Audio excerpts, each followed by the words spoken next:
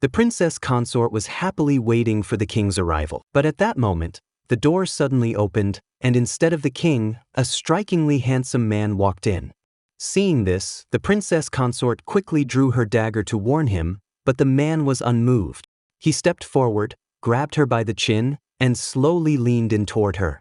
Outside the room, the king witnessed everything but did not dare to make a sound, for the man inside was no ordinary person, but a vampire that had lived for 1,000 years. 500 years earlier, the king's ancestor had once relied on the vampire's aid to defeat his enemies and seize the throne. In return, he swore an oath. His descendants must continue to worship and serve the vampire without resistance. Thus, on every full moon night, the vampire lord would enter the palace and feed on the blood of young concubines. That very night, the king summoned the crown prince, who was about to ascend the throne, and revealed the truth to him. He ordered him to cremate the princess consort's body.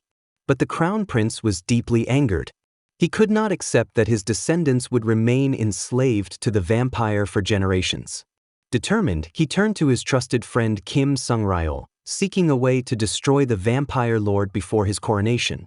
After researching ancient texts, Kim led the crown prince to a bamboo forest the next day, where they encountered a guardian vampire. This guardian brought them into a thatched hut and revealed his identity. He too was a vampire, but unlike the vampire lord, he did not live on human blood. Instead, he existed to punish vampires who defied the laws of heaven. He instructed the crown prince to study the royal family's secret records about the vampire lord. Then, 2 days later, when the sun and moon aligned, he would help them face the vampire lord, as that was when his powers would weaken. But as soon as they left the hut, while discussing their strategy, the vampire lord overheard everything. That same night, he confronted the guardian, demanding to know the secret of his destruction. The guardian tried to persuade him to abandon his tyranny, but enraged, he seized a blade and viciously stabbed him. Meanwhile, Kim Sung-ryol secretly visited his fiancée, Myung-hee, confiding in her about the coming battle and promising that once it was over, they would be married. She was overjoyed at the news. But the next day, when Kim arrived at the palace, he discovered it was sealed off, and he himself had been declared a wanted man. Realizing something was terribly wrong, he rushed back to the hut for help, only to find it in ruins. Cautiously drawing his sword, he was suddenly pulled inside by a severed hand. He found the guardian gravely wounded. He told him there was only one way forward, then suddenly bit his neck, turning him into his successor. He became the only vampire capable of rivaling the vampire lord. Afterward, Kim's body began to change. Strange sensations coursed through him, his blood churned, and his eyes turned crimson. When he awoke the next day, he felt a deep unease within his body. Stretching his hand into the sunlight, he was immediately seared by a burning pain.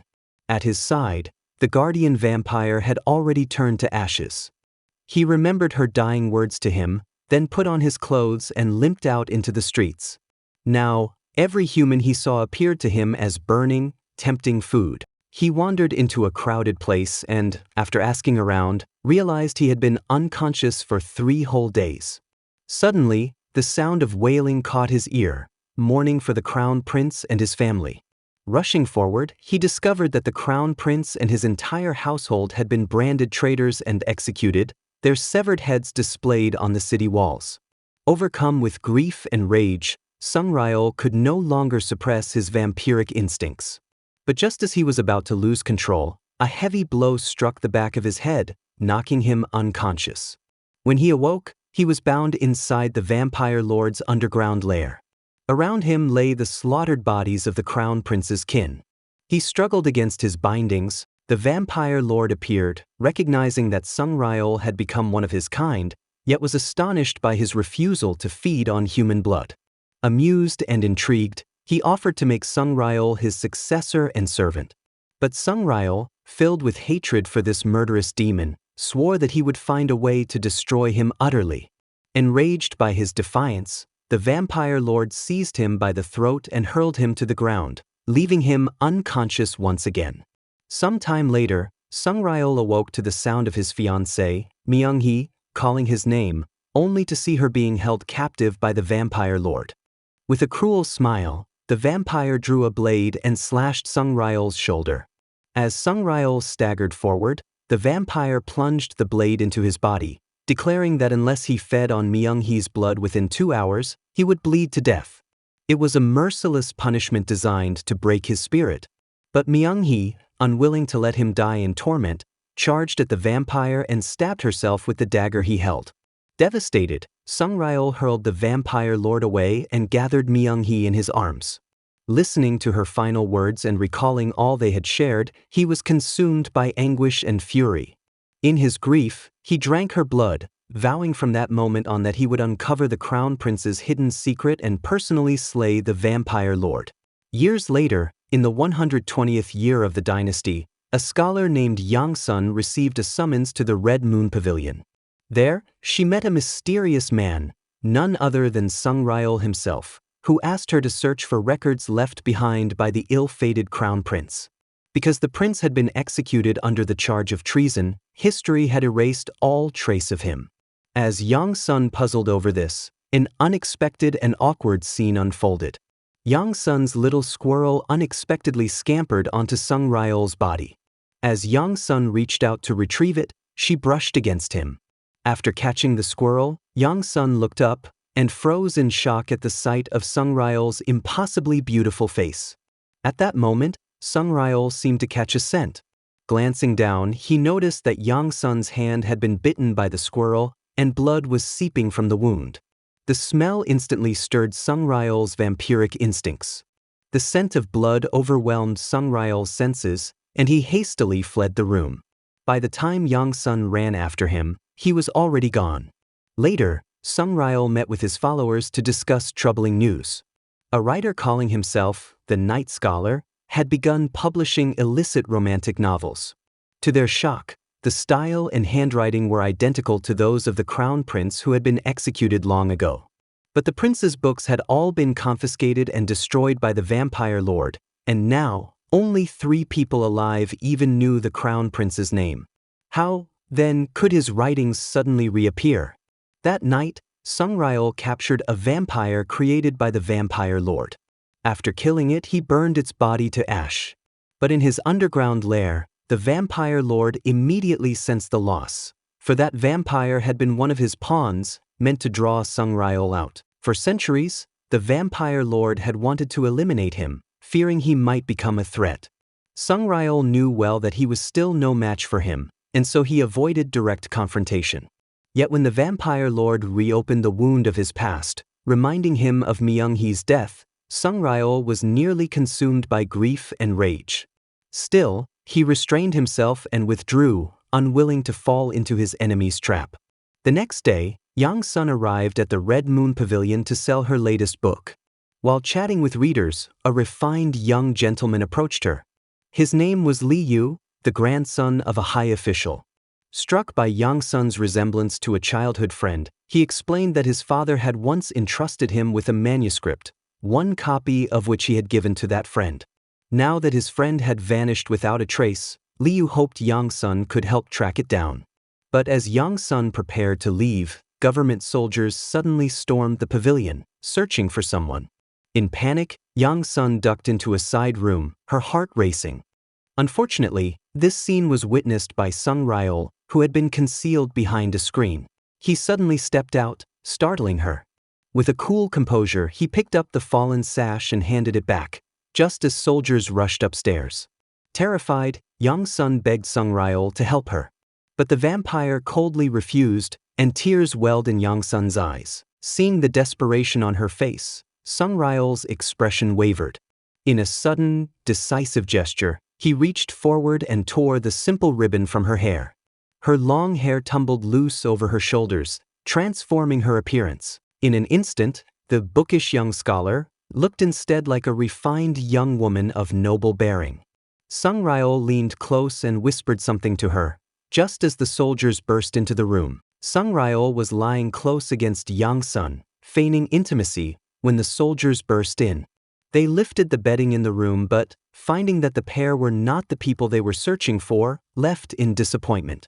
Sung Ryol's followers then informed him that the soldiers' true purpose was to capture the imperial grandson, who spent his days lost in pleasure houses. Many years earlier, the grandson's father, Prince Satong, had once discovered the crown prince's secret memorandum inside the palace. He too had sought to destroy the vampire lord, but before he could act, he was accused of treason and brutally slain. Now, with the night scholar spreading the truth through the city, people were beginning to speak of Prince Satong's innocence. This angered the emperor, who feared the vampire lord's wrath, and so he ordered the imperial grandson dragged back to the palace for questioning. Meanwhile, in his underground lair, the vampire lord also learned of the night scholar's writings circulating in the capital. He summoned a young palace maid, recounting to her the long history of crown princes who had once plotted against him. Then, to terrify her, he revealed the corpse of Prince Satong, which he had kept hidden all these years. The maid, horrified beyond reason, collapsed in despair. The vampire lord lifted her in his arms, placed her in a bath, and with cruel gentleness spoke of the world he ruled, a world of shadows, where no light of justice could reach. Before she could even reply, he leaned down and viciously ended her life. Elsewhere, Yang Sun sent a package to Summaries. Inside was a manuscript, the long-lost novel Late Kill, written 120 years ago by the ill-fated crown prince. At Summaries' invitation, Yang Sun set off toward his home. But midway, she heard strange noises behind her. When she turned, no one was there, only a little girl suddenly appeared before her. Relieved, Yang Sun approached to ask for directions, but the girl bared sharp fangs. She was no child, but a palace maid turned vampire by the lord's hand. Sensing danger, Yang Sun tried to flee, but the girl appeared before her in a blur, seized her by the throat, and hurled her to the ground. Just as she was about to sink her fangs into Yang Sun's neck, Summaries appeared, striking the vampire aside. Hidden in the shadows, the vampire lord immediately sensed Summaries' presence once more. He transformed into a whirlwind of black wind, rushing straight toward the pair. Late at night, a man was carrying a young woman as he ran desperately through the forest. Behind them, a vampire pursued relentlessly. Because Yang Xian's injuries were so severe, blood kept pouring from her wounds, and the thick scent of it stirred Kim Summaries' dormant vampire instincts. Suddenly, he sensed Ghost King drawing closer and tried to flee with Yang Xian in his arms. Then he noticed the trail of blood she was leaving behind. Ghost King was tracking them by scent. Acting quickly, Kim Summaries placed Yang Xian against a tree and pulled out a small knife. He cut a rabbit and smeared it with her blood. When Ghost King arrived, following the trail, he found only a rabbit in the clearing. Kim Summaries had used the animal to divert his scent. Realizing he had been tricked, Ghost King erupted in rage, shouting curses into the night. Meanwhile, Kim Summaries carried Yang Xian to the riverbank. To escape the pursuit, he leapt with her into the water. But Yang Xian quickly began to suffocate. Seeing her fading, Summaries pressed his lips to hers, breathing life back into her again and again. When Ghost King reached the river, the scent trail had vanished. With a furious roar, he disappeared into the darkness. Dragging Yang Xian from the water, Kim Summaries found her barely clinging to life. He performed mouth-to-mouth once more before carrying her back to his residence. There, he uncovered her wounds and healed them by feeding her his own blood. Then a thought struck him. Returning to the forest, he searched for the bundle he had dropped earlier. But Ghost King had already retrieved it. Inside was a book once left behind by Crown Prince Jinhian. This discovery planted doubt in Ghost King's mind. Could the Crown Prince's record, the one that contained instructions on how to destroy him, still exist? That very night, he sought out the reigning King Sunjo, warning him in the name of both himself and the Crown Prince's grandson to find traces of the night scholar's existence as quickly as possible. Elsewhere, Yang Xian awoke. Kim Summaries told her she had simply fainted during a walk and that he had found her and brought her home. Curious, she asked him about the vampire she had glimpsed, but he dismissed it as a dream.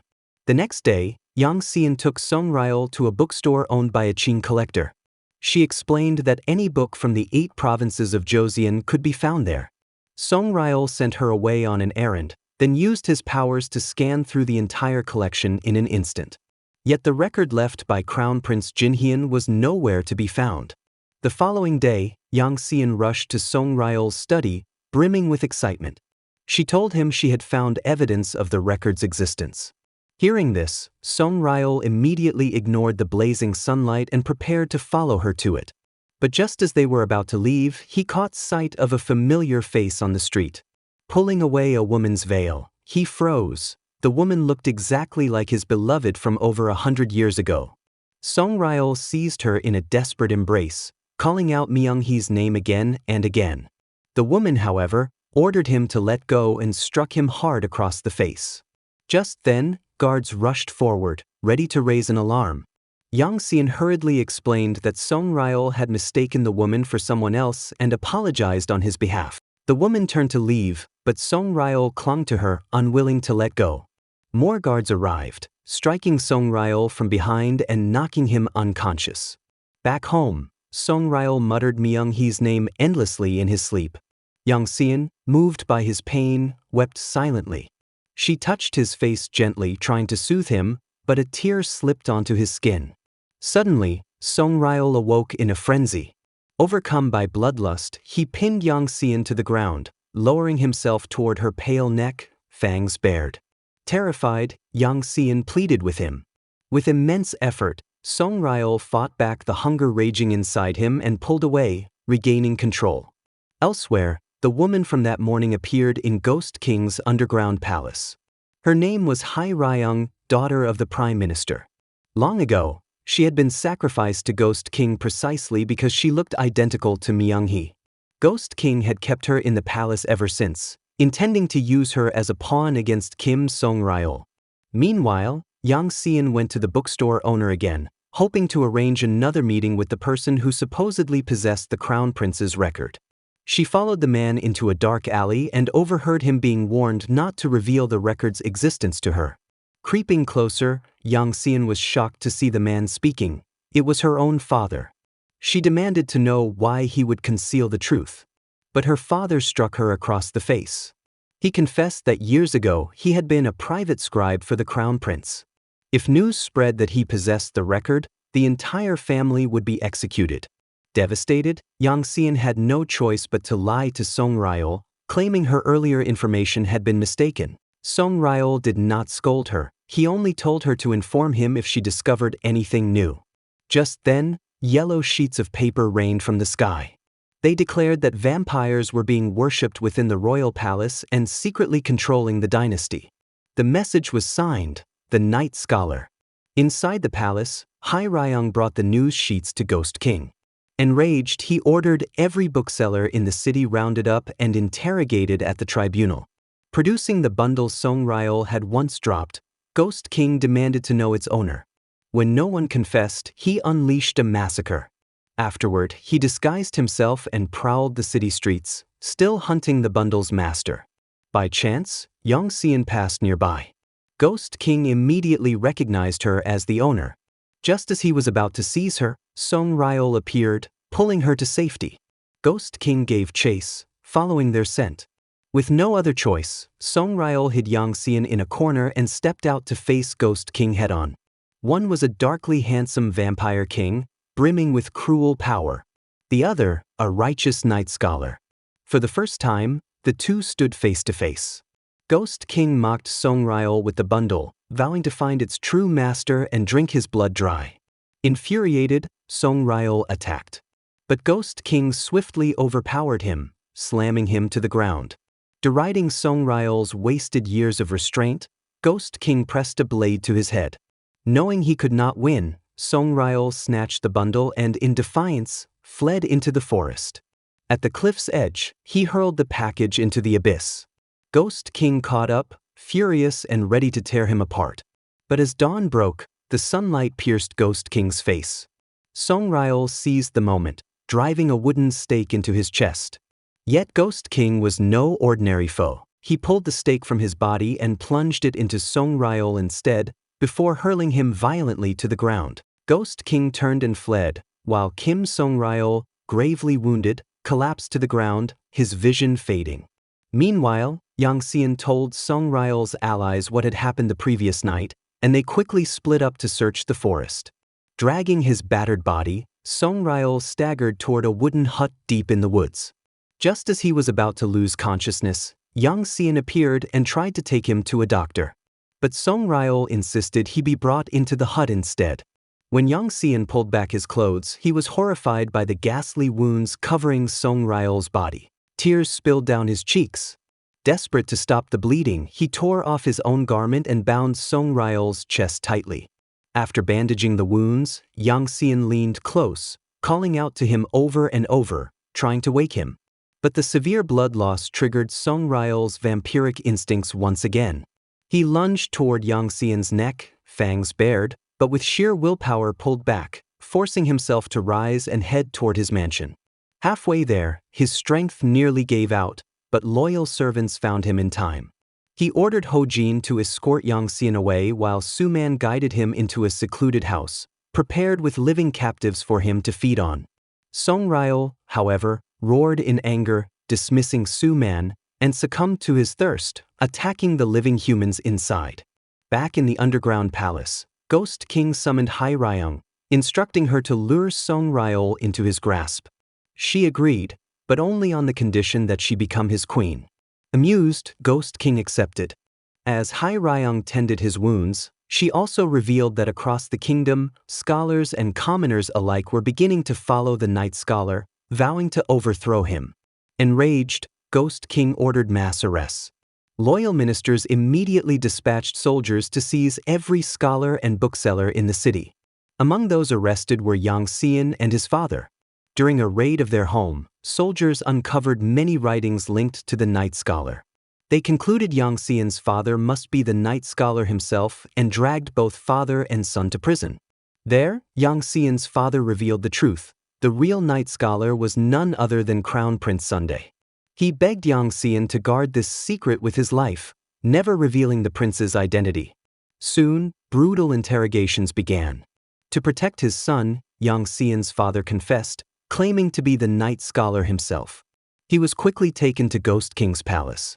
There, Ghost King demanded the location of the Crown Prince's memorandum. The father defiantly told him the record had already been sent away and declared that Ghost King would one day die by it. Furious, Ghost King struck him down on the spot. When Yang Xian was returned to his cell, he saw his father's lifeless body carried past. At that moment, Songryul burst into the prison, cutting down the guards who were escorting Yang Xian.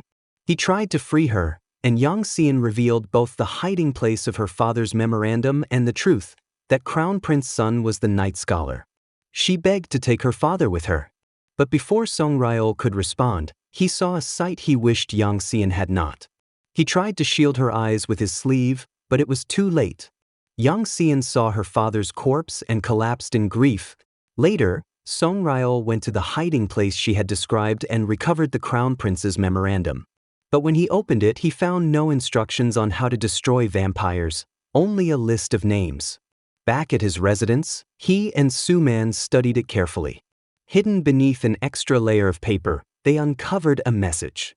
Only one with the will of a king, together with the guardian vampire, can destroy the Ghost King completely. At once, Songryul thought of Crown Prince Sunday. He slipped into the palace and revealed his true identity as guardian vampire, showing the prince the memorandum.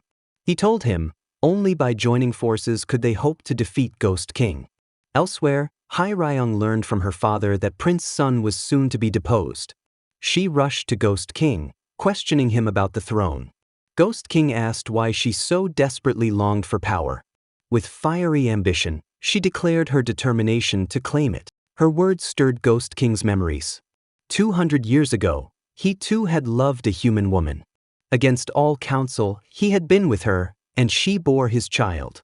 But vampire legends spoke of such children as destined to destroy their kind. Terrified, Ghost King murdered his lover with his own hands. Now, gazing at Hai Ryung, he was struck by how much she resembled that woman.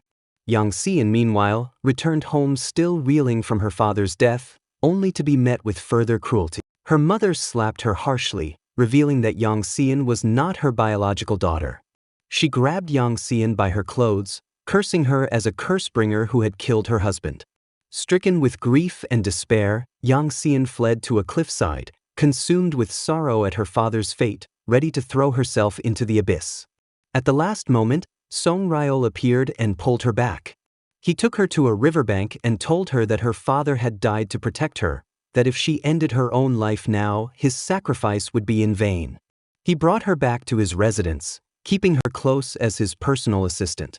Under his care, young Seon slowly emerged from her grief and returned to her lively, playful self.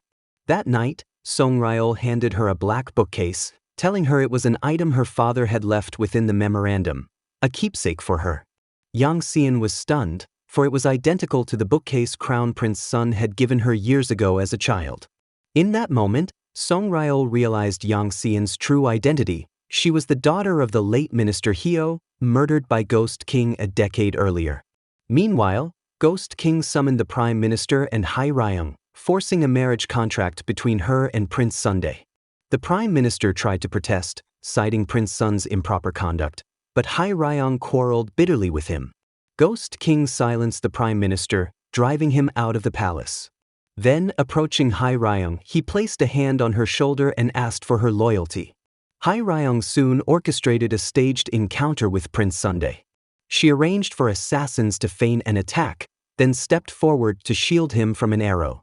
This heroic act created the opportunity for the two of them to be alone together. Feigning ignorance of Crown Prince Sun's true identity, Hai Ryung pretended that her father was forcing her into marriage with the prince. She played the part of a virtuous woman who would sacrifice herself for family honor, earning the prince's sympathy and admiration.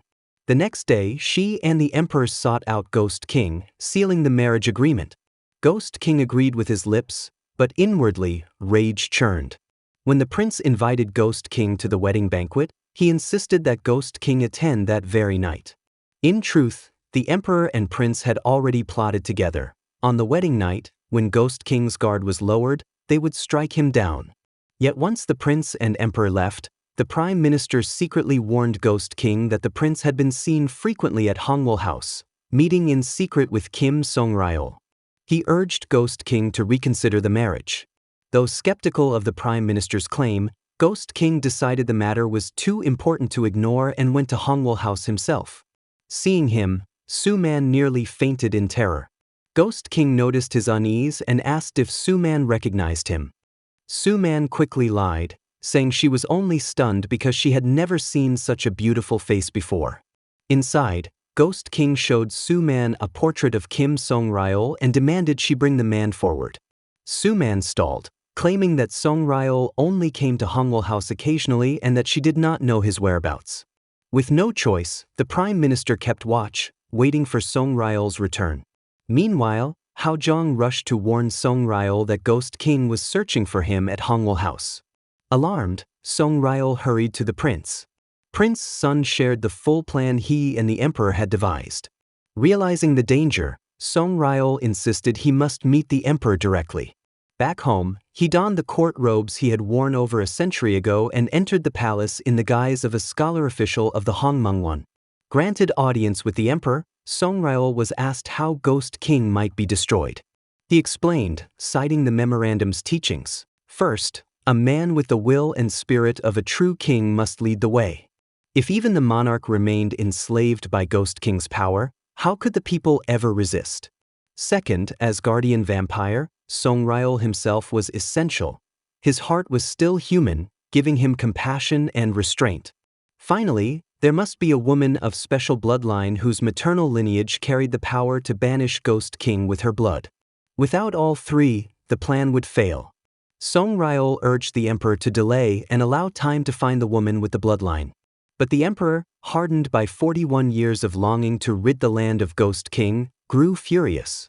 He tore the memorandum to pieces and burned it. He declared that with Prince Sun's wedding at hand, Ghost King would surely lower his guard, and this was the one chance to strike. If they missed it, he might never see Ghost King's downfall in his lifetime. Unable to sway him, Song Ryol was forced to pretend compliance. Soon the wedding day arrived.